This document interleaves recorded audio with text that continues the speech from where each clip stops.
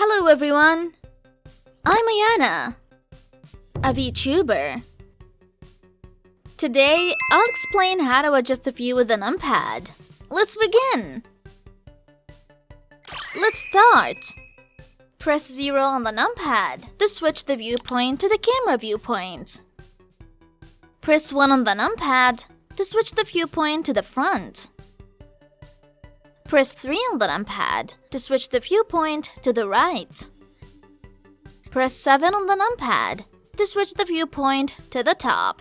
If you press 9 on the NUMPAD, the viewpoint will be inverted. So if you press 9 then 7 on the NUMPAD, the viewpoint will switch to the bottom. You can switch between perspective projection and orthographic projection by pressing 5 on the NUMPAD. If you press 2 on the NUMPAD, the viewpoint will rotate upward little by little. And if you press 8 on the NUMPAD, the viewpoint will rotate downward little by little. Pressing 4 on the NUMPAD will gradually rotate the viewpoint to the left. And pressing 6 on the NUMPAD will gradually rotate the viewpoint to the right. Press the period key to zoom in only the selected objects. Pressing the slash key zooms in only the selected objects and hides other objects. You can also press the slash key again to zoom out and see other objects. If you hold down the control key and press the NUMPAD, all results will be reversed.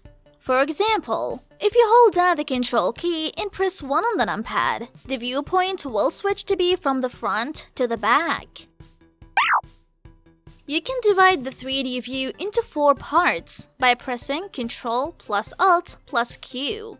You can freely change the viewpoint on the upper right screen while checking the other parts. Also, if you press Ctrl plus Alt plus Q again, the 4-split display will return to one screen.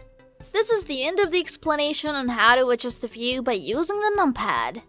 How is everyone doing? Did you understand today's lecture?